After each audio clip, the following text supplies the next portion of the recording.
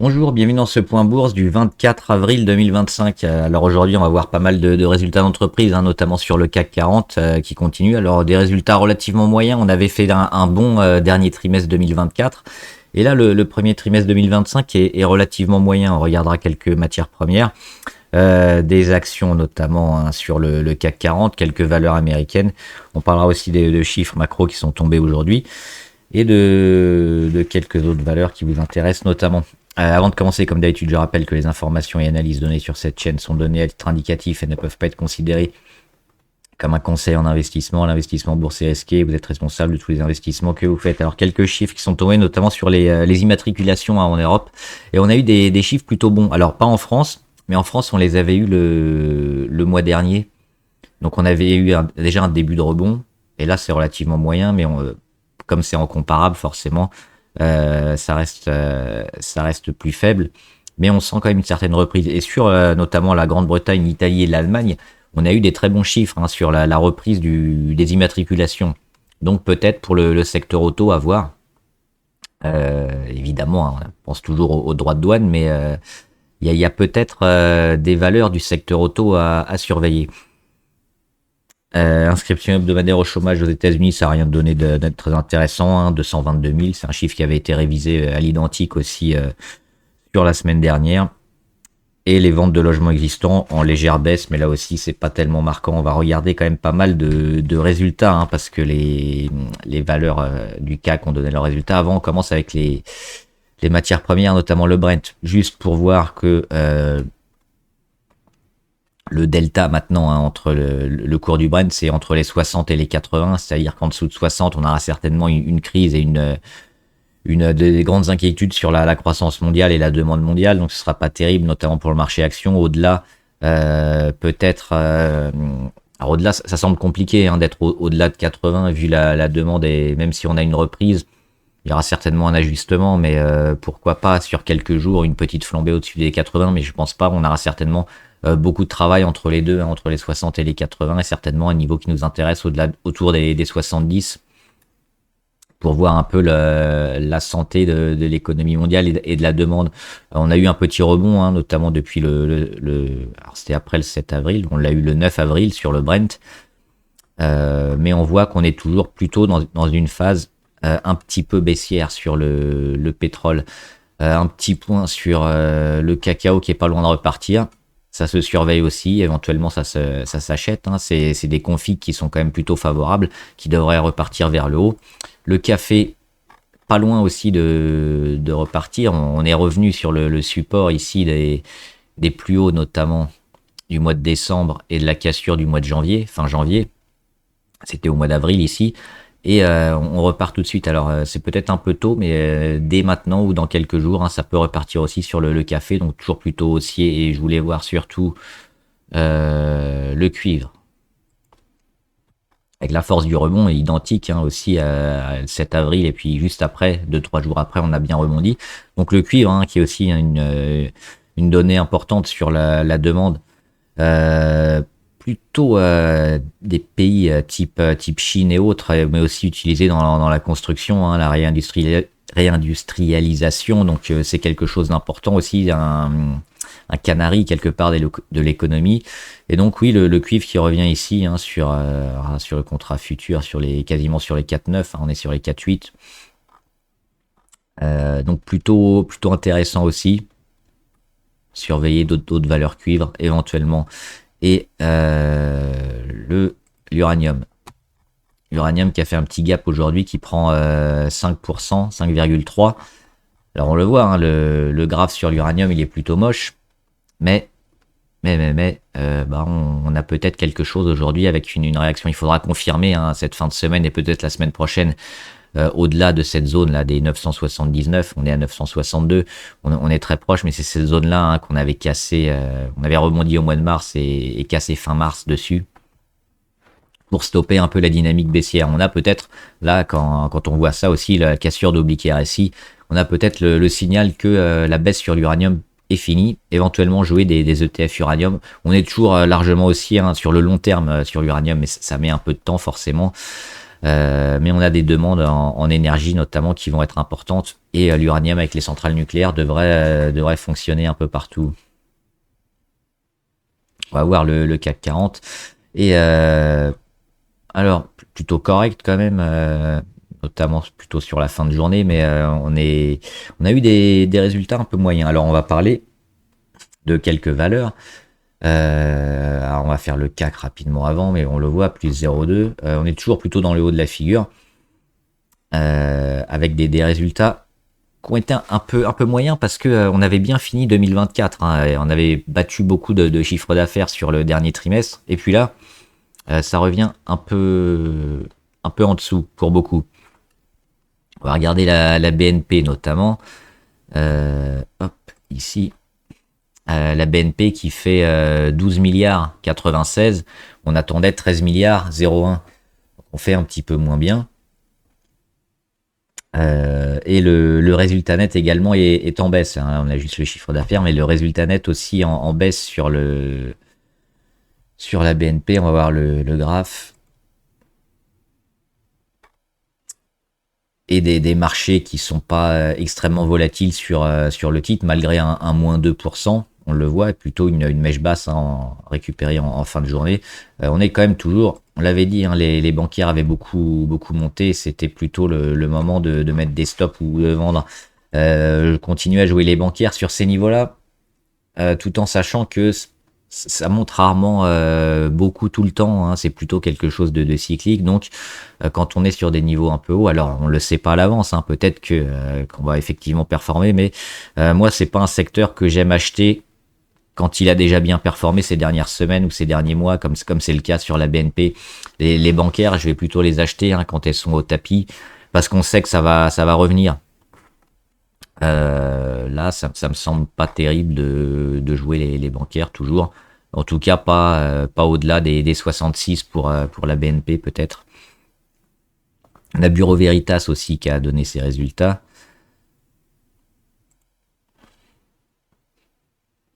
Une croissance organique en hausse de 7,3% sur Bureau Veritas. Plutôt pas mal donc. Et le début de la réaction. Alors, on avait noté cette config ici, hein, notamment mi-mars, duquel on était sorti par le bas. On est allé bien bas. On est allé combler le gap ici des 24,58 février 2024. Alors, non, elle est rentrée en CAC ici, début d'année 2025 ou fin d'année 2024, je sais plus. Mais le gap ici qui date d'il y a plus d'un an. Bureau Veritas n'était pas encore au CAC 40, donc comblage de gap. C'était ici la journée du 7 avril, et depuis on fait un gros rebond, et on revient. Donc, alors moi je suis toujours pas extrêmement convaincu, hein, par Bureau Veritas. On reste toujours, hein, on le voit dégradé, alors on va nettoyer un peu ça pour voir que toujours sous la moyenne à 200, c'est plutôt à éviter.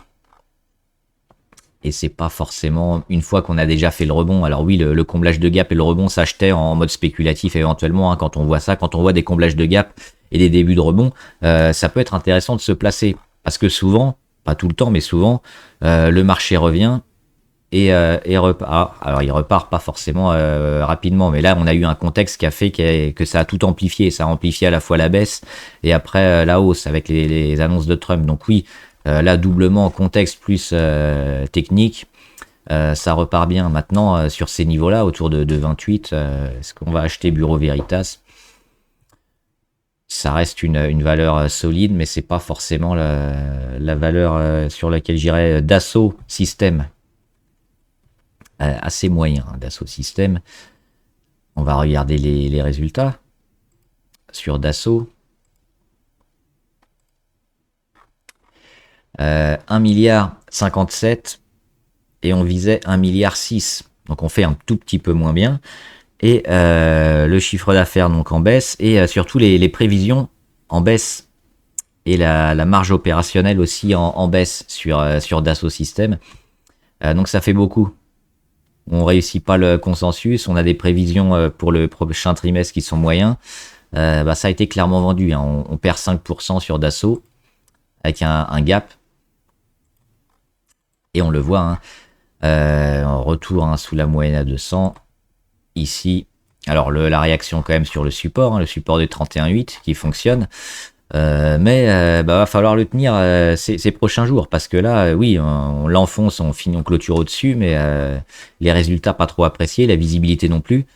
Ça ressemble éventuellement à un début de dynamique baissière.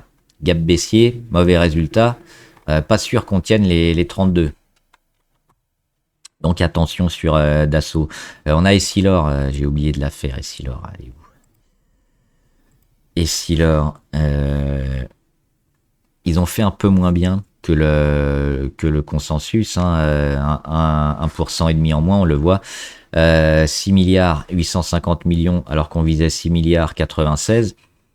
Mais c'est quand même un super, plutôt un très bon résultat. Hein, quand on voit les derniers trimestres à 6,1, 6,2, 6,3. Alors on avait celui-là à 6,9, mais on était reparti en dessous à 6,4, 6,7. Et là, 6,8. Et le prochain, il est attendu à plus de 7,6. Donc un trimestre record. C'est plutôt correct quand même sur Essilor. Qui me semble toujours plutôt intéressant à surveiller, voire à acheter. Le spécialiste notamment des lunettes et des montures, qui vend pas mal aux États-Unis. C'est pour ça qu'on avait une grosse baisse. Hein. On doit être à 40% du chiffre d'affaires aux USA. Alors ils ont quand même pas mal d'usines implantées aux USA. Donc pour les droits de douane, il y a en partie, je crois que c'est sur les verres, sont pas trop impactés. Par contre sur les montures, il y a une grande partie qui est en Chine. Et donc là, c'est un peu plus compliqué. Maintenant, c'est plutôt toujours assez intéressant. C'est largement aussi long terme et on a eu la consolidation hein, qu'on aime bien, notamment sur des plus hauts historiques avec retour sur moyenne à 200. On perd 22%. C'est plutôt intéressant. Donc je pense que ça devrait repartir. Est-ce que ça va repartir tout de suite sur les résultats ou dans un mois ou deux? C'est plutôt quand même une belle valeur. On surveillera éventuellement l'oblique. Hein, l'oblique ici à court terme pour racheter et le maintien au-delà des 237, mais on est plutôt largement favorable sur Essilor, on n'attend plus que le véritable détonateur. On a également STM, alors STM, moi je suis pas fan du tout hein, de ST Microélectronique, on a toujours un peu la guéguerre entre les Français et les Italiens au niveau de la gestion de l'entreprise, donc c'est toujours un peu plus compliqué. Et graphiquement c'est moche, hein, gap baissier, un petit canal baissier. Alors là on a un début de réaction dernièrement parce que les technologiques aussi aux États-Unis, on le voit, commencent à réagir. Alors elles réagissent, mais elles aussi elles sont dans un cycle baissier. Ce qu'on espère c'est que ce soit la fin de ce cycle baissier et que ça commence enfin à construire et peut-être à remonter. Donc STM ils suivent un peu le mouvement, mais ils sont un peu plus quand même un peu plus défavorables parce que ça fait partie des mauvais élèves. On le voit, c'est catastrophique ce graphique. Qu'est-ce qu'ils ont annoncé STM? Une hausse du revenu quand même. On va le voir.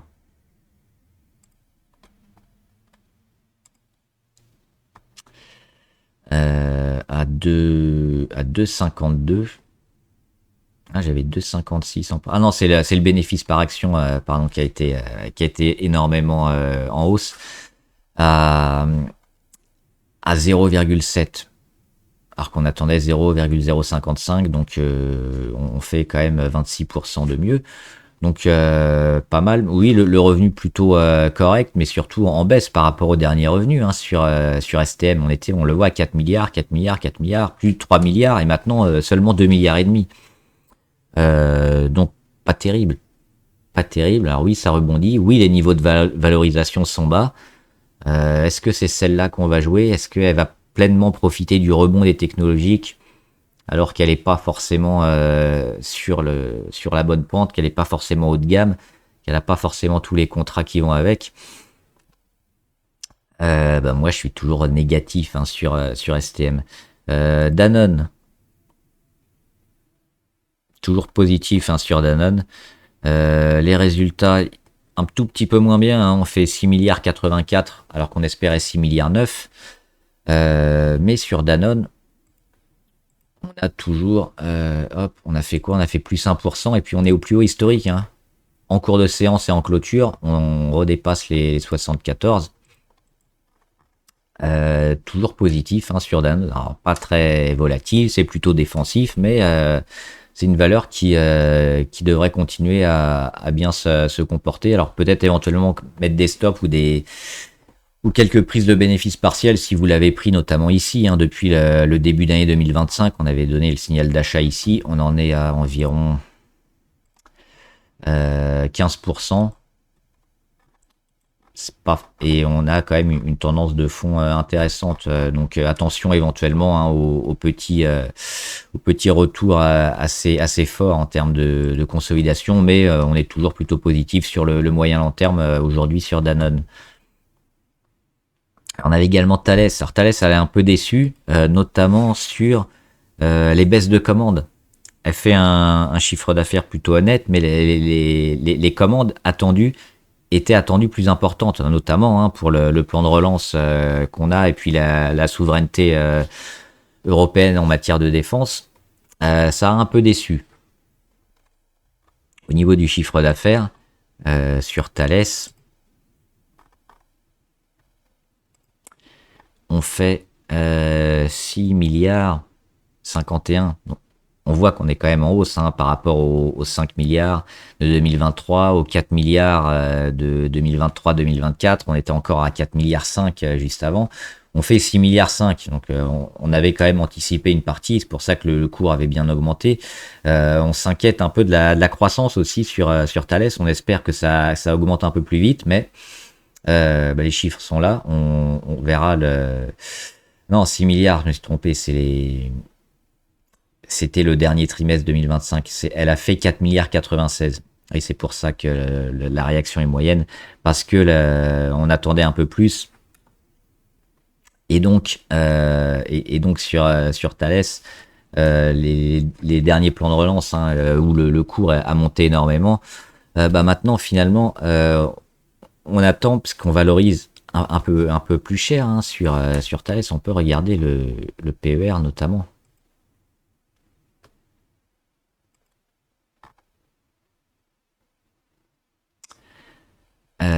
Sur Thales, on fait 4,93, 4,96. Le PER, il est autour de 50, donc ce qui peut paraître quand même relativement élevé, mais on voit que l'industrie, elle est pareille, hein, autour de 47. Donc il n'y a pas une survalorisation énorme non plus sur le titre. On joue toujours, hein, la continuation des dépenses militaires en Europe. Alors oui, on est monté assez rapidement, assez fortement, notamment depuis ici, hein, février 2025. Donc en quelques semaines, on a pris... Hop, on a pris 60%. Là, on en est à plus 50.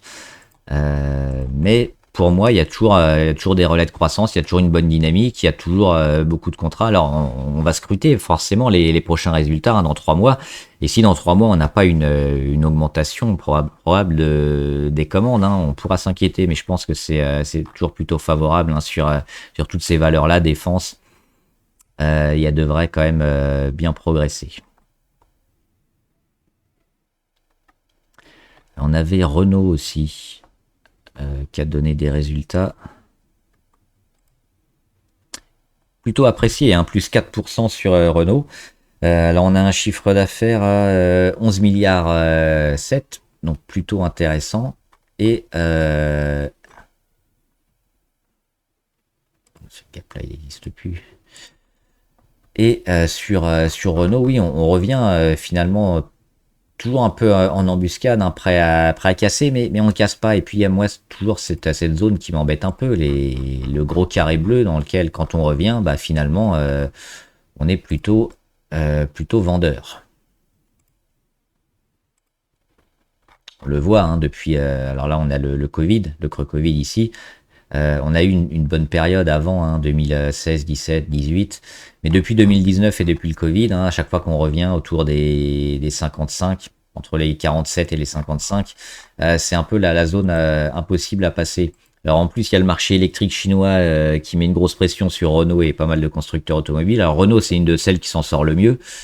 Mais pour dépasser cette zone et pour arriver à manger des parts de marché aux Chinois, ça va être compliqué.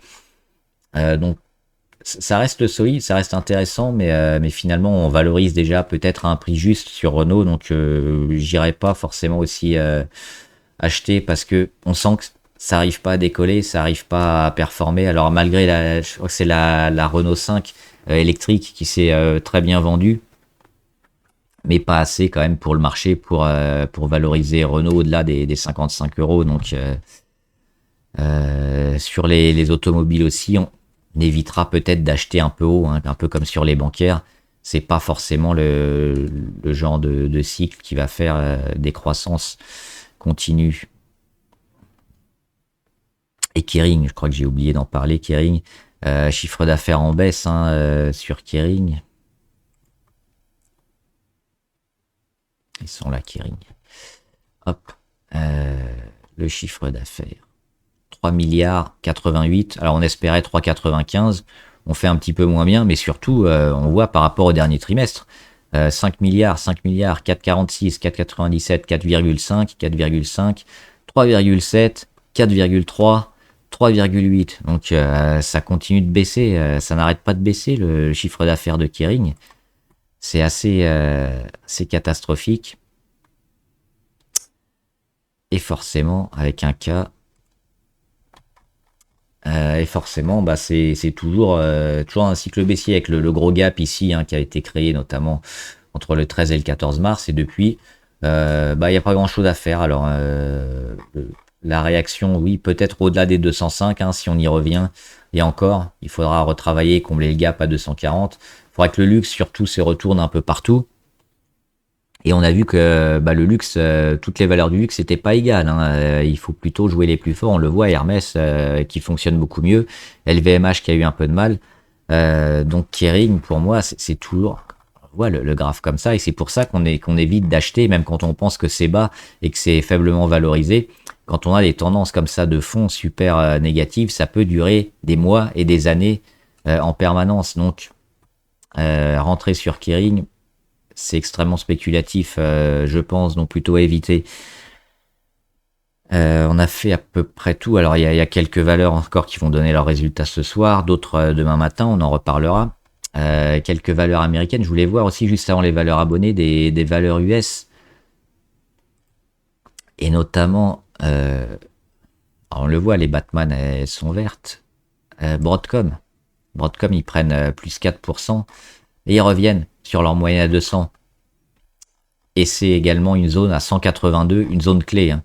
Échec au mois de juin, échec au mois d'octobre, échec au mois de novembre, cassure au mois de décembre. On y revient, on travaille la moyenne à 200. Et puis après, problème politique avec Trump, un peu de panique, mais on a un rebond très fort. Et derrière, qu'est-ce qu'on fait sur le double échec? On ne rend quasiment rien et on réattaque déjà. Donc là, sur Broadcom, on a un signal potentiel de fin de baisse et de continuation de la tendance haussière, parce que on le voit ces derniers mois, ces dernières années, c'est haussier. Donc ce qu'on peut attendre sur Broadcom, c'est notamment ça, hein, la confirmation au-delà des 182, la cassure de l'oblique. Donc quand on sera ici sur les 194, 195, on aura certainement un signal haussier et un signal d'achat sur Broadcom et sur pas mal de valeurs aussi tech. On peut regarder rapidement Nvidia. Qui est moins bien, hein. Techniquement c'est beaucoup moins fort, mais elle essaye aussi de se rattraper, notamment sur les $100, hein, les 97,3. Mais tiré par Broadcom, ça pourrait être favorable. Et puis on a Alphabet, je crois, ce soir qui donne ses résultats. Donc ce sera à surveiller. Et avant de faire les valeurs abonnées, il y avait une ou deux valeurs qui étaient intéressantes à voir. C'était notamment Air France que je voulais voir. Parce que Air France, ils ont annoncé des bons résultats. Derrière, ça a été tout vendu. Un peu trop peut-être. Et on est revenu sur la zone support à 7,40. Et on voit que c'est racheté à 7,40. On a la phase de consolidation MACD. Et on a l'inversion de tendance hier. Donc potentiellement, on a une zone d'achat ici intéressante. Et avec un risque vraiment modéré. C'est-à-dire que si on repart vers le bas, oui, on pourra partir, mais on met des stops. Parce que là, on n'a pas une très grosse volatilité. Donc on peut mettre les stops, hein, par exemple, en gros par ici, hein, à peu près. Ce qu'on cherche, c'est quoi? C'est la fin de la congestion qui va se passer pendant ces prochains jours. Et peut-être le retour à la hausse. On le voit, un premier histo vert aujourd'hui depuis le 14 mars, donc ça fait plus d'un mois. avec les bons résultats, qui finalement pas été trop mis dans le cours parce que ça a duré qu'une journée. Je pense qu'Air France, ils peuvent repartir hein, assez haut. Donc pour moi, c'est pas le moment de vendre, c'est plutôt le moment de renforcer, éventuellement d'acheter. Et on surveillera les 8.3 notamment. Intéressant hein, quand même ces niveaux-là qui sont, on le voit, constamment rachetés au mois de janvier, au mois de novembre 2024. C'était le plus bas de août 2024. Et on voit les moyennes ici qui sont en train de se retourner, hein, clairement. Toutes les moyennes sont presque au même niveau, sont quasiment stables. Donc, c'est les prémices d'un retournement long terme sur Air France. Comme d'habitude, c'est jamais sûr à 100%. On fait attention, mais on a techniquement quand même des zones plutôt favorables pour investir. Allez, on regarde les valeurs abonnées avec Avance Gaz Holding. C'est pas terrible. Là aussi, on le voit, ça reprend hein, ce qu'on disait sur Kering. Quand on a des graphes baissiers comme ça, avec des signaux très forts, notamment des gaps baissiers et des cours qui font que descendre, qui n'arrivent jamais à combler le gap et qui fait des nouveaux gaps petit à petit, les statistiques font qu'on a une continuation de cette tendance et ça se retrouve aussi ici. Même pas tous marqués. On a un gap ici. Derrière, hop, on a encore un gap au mois de février. Derrière, hop, ici, au mois de mars, un gap. Et là, entre hier et aujourd'hui, un nouveau gap. Alors là, on perd 50%. Je sais pas ce qui s'est passé. J'ai pas regardé les actus, mais c'est pas surprenant. Parce que quand on voit ces graphes-là, il faut s'attendre à des catastrophes. C'est pour ça qu'on n'investit pas normalement sur ces valeurs-là et on attend éventuellement qu'il y ait des rebonds. Alors oui, les rebonds, ils peuvent être super importants. Ils peuvent mettre 10, 20, 50% et on se dit, on aurait dû rentrer avant sur rebond. Mais dans la majorité des cas, ces graphes-là, on continue de descendre. C'est pour ça qu'il faut éviter. Et là, on a encore la preuve. Donc attention, Française de l'énergie. Alors, une valeur qu'on suivait hein, pendant un moment, notamment ici en 2024. Elle avait des fondamentaux plutôt intéressants. Hein. Moi, j'aime bien Française de l'énergie, mais le marché l'a un peu vendu. Alors, elle a émis des obligations ici hein, autour du 2 mai, donc forcément, ça descend derrière. Ensuite, forcément pas toujours, mais c'est jamais bon signe. On a une réaction avec des volumes intéressants, notamment ici le 28 mars. On casse la moyenne à 200, on travaille dessus. Ça peut redevenir intéressant parce qu'il y a tout. Hein. Il y a potentiellement une fin de baisse, un retournement, cassure de moyenne à 200. On n'est toujours pas en surachat au niveau du RSI. Hein. On est à 66, donc c'est pas encore la grande poussée sur FDE. Donc pourquoi pas. Moi, j'aime bien cette valeur, mais j'étais un peu déçu, donc j'étais parti en 2024, hein, suite à son manque de rebond ici, je crois que c'était au printemps. Et on a la belle réaction sur les 19,30. On le voit, hein, cette zone-là, en 2021, avec les 19,30, on est revenu dessus, et ça a été racheté ici le 20 décembre, et ici le 6 mars, donc plutôt intéressant également à jouer la FDE. Hoffman Green Cement, alors petite valeur, mais là aussi pour le ciment décarboné, hein, c'est probablement des choses intéressantes. Alors le seul risque c'est petite valeur, donc trésorerie en baisse, et on a un peu peur de pouvoir tenir 2 mois, 3 mois, 6 mois sans faire appel au marché. C'est ça le principal risque. Mais si elle arrive à dégager un peu d'argent et pas faire d'OPA, oui, on va avoir certainement un gros retournement. C'est juste ça l'incertitude, c'est la capacité à avoir des contrats assez rapidement et à générer pas mal d'argent pour ne pas être en déficit au niveau de la trésorerie et ne pas faire d'OPA ou d'émettre des actions ou des obligations. Ne pas faire d'augmentation de capital, pardon, pas d'OPA. D'augmentation de capital. Donc c'est ça le risque. Mais sinon, on est plutôt toujours favorable. On a toujours une petite baisse et puis des rebonds et des rachats constants sur les 4 euros. On voit, ça manque de peps. Hein, mais surtout aux États-Unis, elle avait pas mal de contrats aux USA, Hoffman. C'est pour ça que c'est dommage parce que la baisse de la croissance, ça va pas les aider. Mais c'est toujours une valeur à surveiller tant qu'on tient les 4. on peut espérer hein, des belles progressions. Et puis le jour où elle signale une amélioration notamment sur la trésorerie et sa capacité à générer de l'argent, parce qu'elle a toujours un peu de mal hein, à avoir un résultat net positif, ce sera certainement un gros démarrage pour la valeur. Et puis enfin score, il y a toujours ce petit gap qui n'a pas été comblé, c'est dommage. Ici, alors on y reviendra sûrement, mais savoir si ce sera en court ou long terme, on ne sait pas. Sinon, depuis, on avait une tendance quand même assez négative hein, qui s'est mise en place depuis le mois de mai. Le rebond, le gros gap baissier, et puis enfin le travail, et puis là, boum, gap haussier. Là, on se dit que c'est peut-être bon, et effectivement, on revient sur la moyenne à 200, on va combler le gap du mois de juillet. Et on n'arrive pas à revenir sur le gap, le premier, hein, sur quasiment les plus hauts en court terme, parce qu'on était allé à 32, hein, sinon, mais le gap des 29. Donc on n'arrive pas à le combler. Derrière, il y a eu des problèmes hein, avec Trump, donc grosse vente, on rebondit.